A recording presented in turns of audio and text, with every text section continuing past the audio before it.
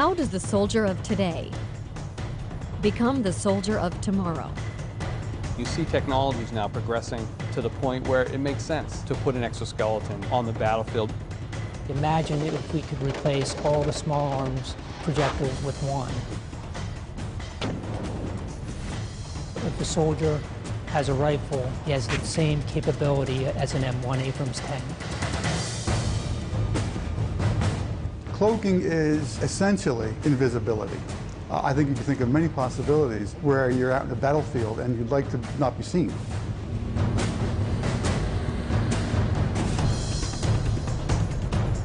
Making warfighters and their gear lighter, stronger, and safer with more firepower. Ensuring America's future soldier is a decisive weapon.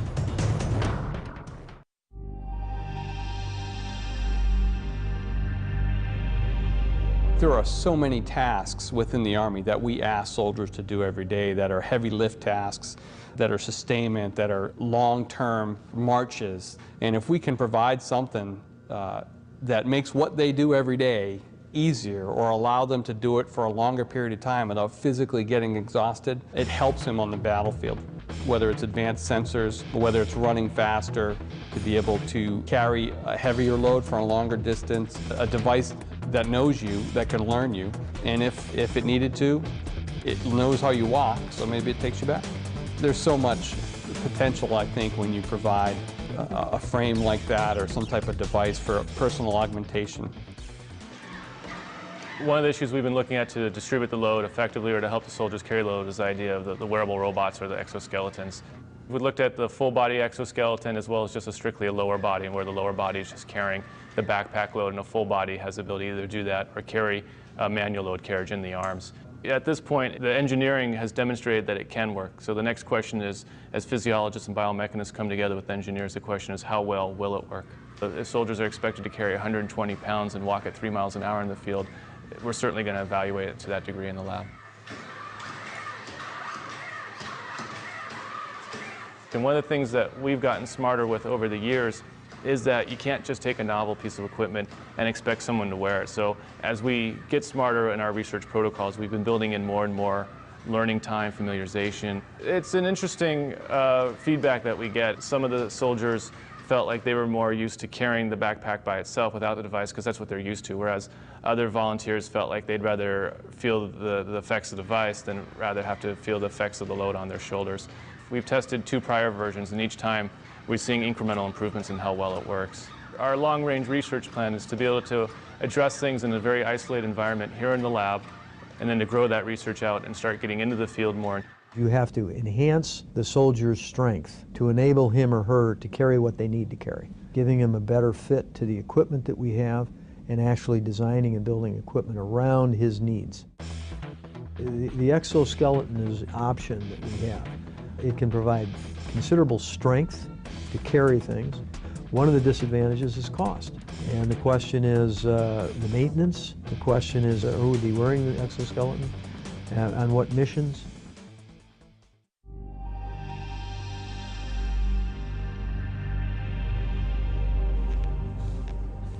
While soldiers need strength and endurance on the battlefield, there are times when they also need stealth.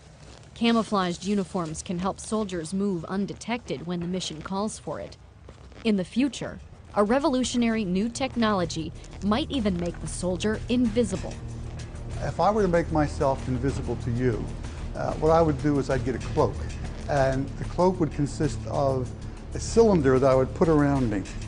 What would happen is the light coming from the wall back there would hit the back of the cloak, come around, and then go right to you. So you would see basically right through me. With metamaterials and the new kinds of materials that we are developing, we are able to control light as never before. It's like a whole new ball game. You start with some sort of given material like silicon, let's say, or something like that, and then you embed it.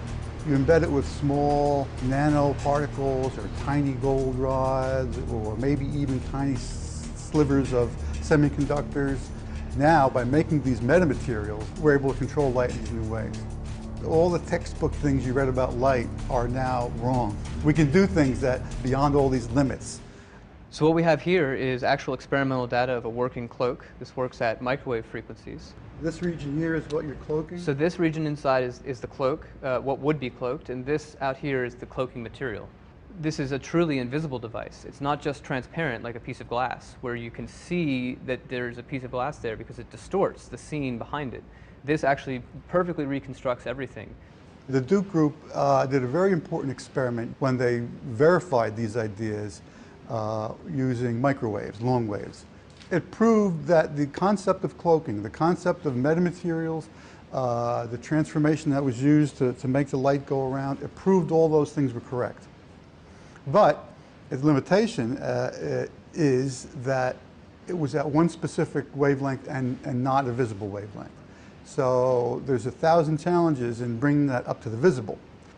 One of the most advanced concepts is the conformal cloak.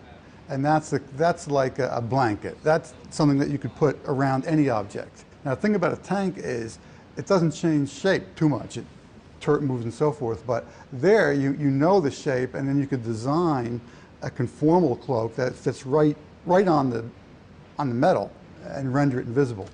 Anything that fits around a person or an object, so a shirt, it could be the uniform, or it could be a blanket they put around themselves. I think the applications are widespread. It's just that we're not ready to build things like that yet. They're just years off. It's going to be a while before soldiers have cloaking devices, but that's the ultimate goal.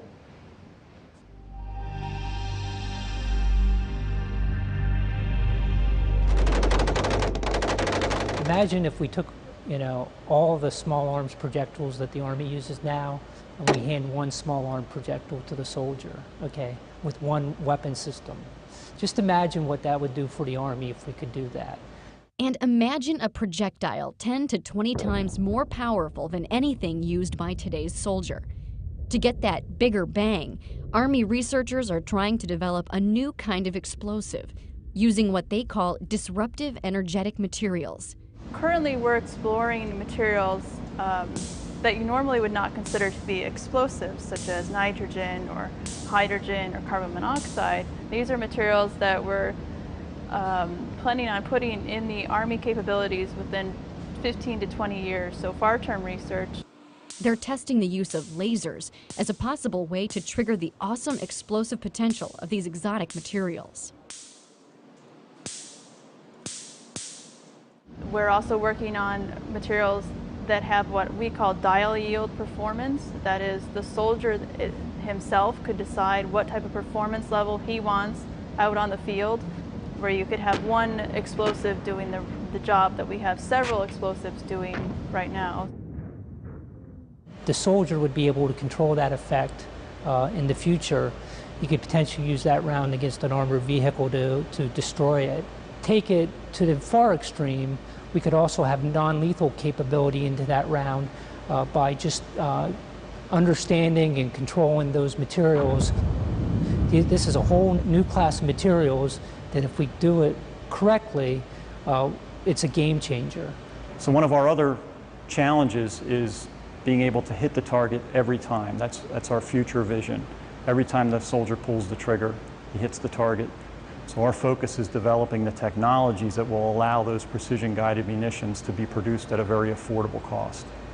For the shoulder launch systems, we're looking at literally shrinking the capability that you would get out of a tank or an artillery round today into something that a soldier could launch from his shoulder. Another huge challenge for us is engaging targets in urban environments between buildings. So a system like this would allow him to shape that trajectory to fly up and over and actually come back into the reverse side and then tailor the effect, the warhead effect itself.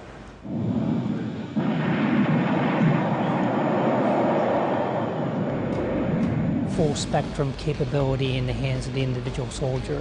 Tank-like lethality. So one round that would replace many, many rounds is where we see the future of lethality going.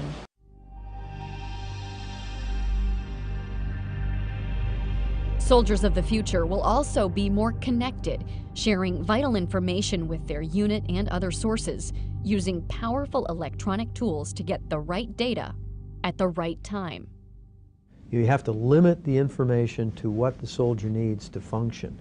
Situational awareness will be coming to him from sensors. He has to have his own sensors. Just getting into a good position, over. We've got to make sure not only soldiers can talk to each other by voice comms and by messaging. On top of that, you've got to communicate with all the different sensors on the battlefield. This includes everything from the unmanned aerial vehicle to unmanned ground vehicle, so something you might kick out into a building before you enter. If you're carrying something like the any kind of ground soldier system, hopefully we can get that down to a smartphone. Like when you want soldiers A and B to go to place C, like, you know, just go up to them and grab them and shove them over there. Well, that's the team leader's technique, right? When a platoon leader wants somebody to go somewhere, he can drive what's called a chem light on the screen. That tells them instantly where to go. So when a platoon leader wants two squads to maneuver, you know, kind of around building X and the other one to come up to the front of building X. So with the screen, hopefully it'll just be able to say, you here, you there. You give him the information that he needs in terms of where he has to go, who is with him, how, you know, what you should look out for on this road, what's the experience. You would be able to sense infrared, sense invisible, have a receiver for your radar. You could put the optic, slide the optic off of your helmet, and the optic would tell you there is an unknown at 800 meters to your front, moving from left to right. So he could see the target, he could gain instant advantage in terms of situational awareness. He's got all the information he needs in a very compact form, either on his wrist, on an optic that comes across his face. Those are the kinds of things that would make his job much easier. For the most part, our target audience, it really is the individual soldier. That typically is, again, looking at developing the beginning stages of technology that is, for the most part, going to be used by the soldier on the ground. You can have applications that enable you to plan new routes in a more efficient manner. Ways in which you can display information coming from a forward operating base in a more efficient fashion. Or custom tailoring displays and custom tailoring technologies to the individual roles within a squad. So instead of everybody getting everything, then you have the right information in the hands of the right people at the right time. And all of that kind of builds together to make the soldier more efficient. As a result, we're looking at the brain and the body in the context of the mission. So we are really concerned with the soldier and their environment. And researchers are exploring the use of sensors to tap a soldier's brain power as a way to monitor and even improve their performance. These systems, by their nature, have to be located on the head, which means they have to be located under a helmet. When a soldier is, subject to a blast or is subject to a ballistic event, a bullet that hits them in the head, well, those pieces of metal that would be inside of a helmet then become secondary projectiles. So any type of design that is dependent upon metallic sensors probably not going to be able to be deployed in helmet, in battlefield types of situations. So some of the things that we've been working on are foam-based sensors. So sensors that use conductive fabrics and conductive foams that can actually be part of the protective element of the system, and then they could actually be integrated with the foam padding of the helmet. It's critical for us to get the best sort of measurements that we can. So some of the sensor work that we're doing right now is really aimed at getting those measurement capabilities to a point where we can actually really use them in the real world as our soldiers are moving through urban operations, moving through cross-country terrain. And sometimes we can pull off signals from the brain that are that signify when when a person has, for example, identified a target and may not even be conscious that they have. The future soldier might even have the ability to control a computer device through a direct link to the brain, hands-free. One of the more straightforward applications that we can think of is how can we utilize brain signals to actually directly control our interactions with the computing system. The approach of brain-computer interaction technologies is to design systems that function naturally with the way in which soldiers' brains function, to effectively perceive and process information. when you actually do these types of brain-computer interaction interfaces, trying to take away the burden of manual interaction with the computer system, well, you know, it's actually quite effortful. So some of the things that we can do in the laboratory, obviously, they take some time. Army researchers are also focusing on new ways to keep the future soldiers' high-tech gear powered up and ready. You think about the soldier, you know, people are thinking about the soldier, what power requirements he has. You think about there's computing, there's communications, and there's displays. And I think all those arenas there's potential for reduced energy demand. We're trying to get to a 5-volt battery. That would potentially extend the capability of the battery by roughly 30%. Translate to soldier, you know, roughly 1/3 less batteries he'd have to carry, or 3 times mission duration for the same battery. A lot of our stuff right now on a sort of standard soldier gets powered by its own battery, but not all of it, not like all of the communications, for example. How do we go ahead and try to integrate all of those power sources, maybe into one common power source, or you know, do some kind of breakout of some powered by each individual battery and some powered by a central power source? And what are the problems if we think even bigger than that and say, how do we power a mission? And how do we get a small combat unit or tactical small unit? How do you distribute power among that squad? And how do you distribute parts of a power generator or something among that squad? You're losing some individual capability. The Army is putting together a doctrine called operational energy. And part of the doctrine says, hey, I want to be able to use energy more efficiently, reduce reliance on, you know, fuel and recharging and battery resupply. So I want to be able to produce and use energy locally wherever possible. So, you know, this is where some of the alternatives come in. And then we're looking at some alternatives besides batteries. We're working here on fuel cells and some fuel cells that may be able to use a variety of different fuels. Even more sort of further out there might be developing wireless technology so that within a radius of, you know, whatever number of miles we need, everything in that radius will be powered without you having to do anything or carry anything.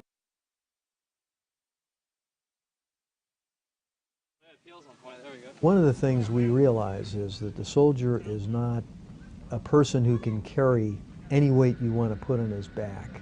A person has limits in terms of his endurance. You know, our job is to really increase the capabilities for the soldier, but reduce the weight at the same time.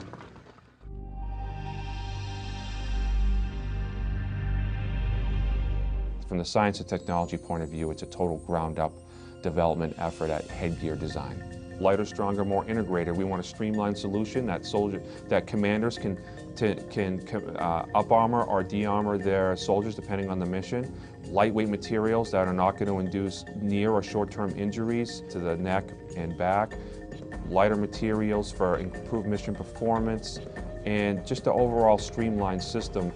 We're looking at the balance and the center of gravity of the helmet from the biomechanical point of view, and then to go along with that, we're taking a look at the weight of the helmet, obviously, to reduce soldiers' load. We're investigating some new heads-up display technologies, more particularly see-through heads-up display. You have that micro display, it's a solid piece of equipment, and it reduces your field of view. So we're looking at technologies that will help open up that field of view and give the soldier more peripheral vision. Soldiers are experiencing a lot of wounds to the face due to secondary blast odor effects, whether it be glass, rocks. The different communities are looking for some sort of lower face protection that they can add on if they want to. If you want to be able to protect against every single threat that's out there, you're going to have a 10-pound helmet, which is not going to be good for the soldier. Not only for their situational awareness, but, you know, the short term, they're being able to accomplish their mission. Long term, possibly long-term disability or injuries. The idea is that we're always on the hunt for new materials that are going to give us a decisive advantage. The future helmet technology here we see largely in exploring new materials to address what we would consider new issues. Rifle protection, blast resistance. Historically, helmets have been designed for ballistic resistance. They have not been designed for blast. But as you know, it's an increasing concern, like what's the impact of blast on the soldier?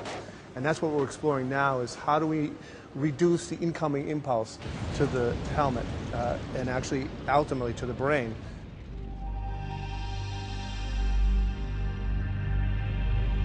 What we find is the enemy picks the areas where we're most weak. And one of the areas that we're weak is the protection of an individual soldier. We have armor that we put on our soldiers right now that are rigid and stiff, not very comfortable for them to wear. We'd rather have all flexible, conformable armor. There's always a desire to engineer conformal, flexible, comfortable armor. And any additional tools we can come up with to help in that pursuit is going to be beneficial. A shear thickening fluid means you have very small particles dispersed in a liquid. So these are very small, very hard, smooth, spherical particles. And what's really interesting about this is this, by volume, is over 50% solids. So over 50% of this is solid glass. If I take a stick here and very slowly go in and out of the fluid, I can kind of go in and out. But if I jam it in there, I can't penetrate into the fluid. We saw this material, saw this as an opportunity to perhaps exploit it for military application.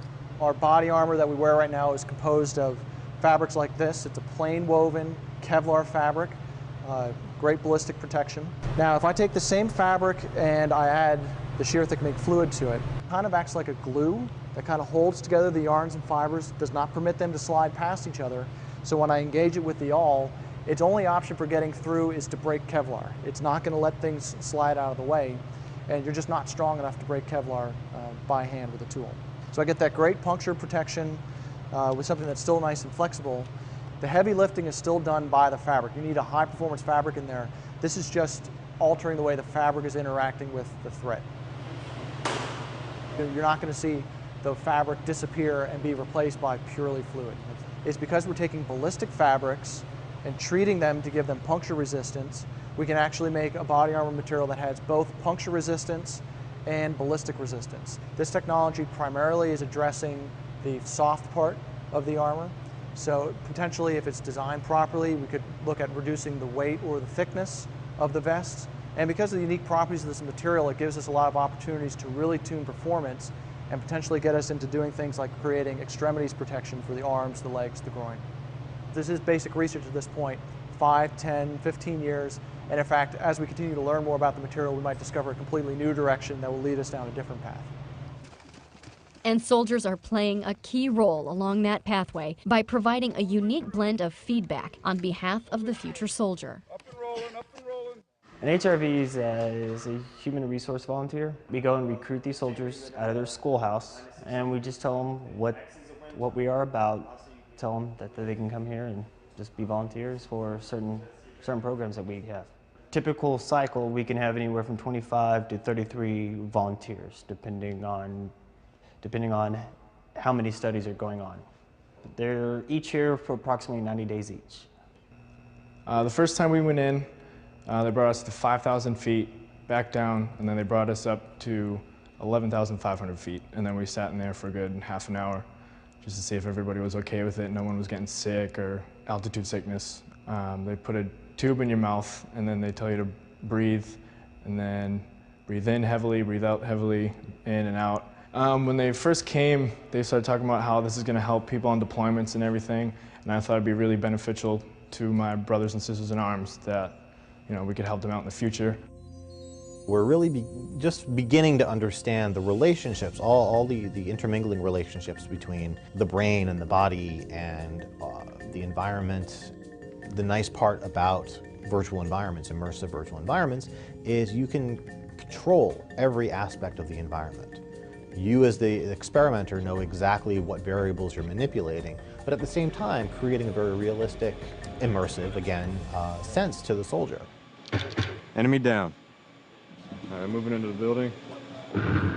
We could measure a soldier's ability to walk toward or away from targets. We could measure how quickly they respond to situations, or how quickly they make decisions between potential targets. So we can use these data to construct kind of models of soldier performance. Enemy down. So a piece of technology can have a load associated with it if it distracts you, if it requires your attention periodically. The goal, of course, is to have it complement the soldier in a natural way. It all comes down to capabilities. It all comes down to requirements. It all comes down to what does the soldier need on the battlefield and what makes sense. What we like to do is we like to lay out the long-term vision. But when we see the golden nugget, the potential game changer, we introduce that much quicker into the force. I like to think imagine. And right now we're what if in many other fields too. So that's a very important part of what we do. And then of course you have to back it up by reality. And sometimes, you know, reality is just a blade of a guillotine, cutting your idea the head right off it. But every once in a while the ideas work out.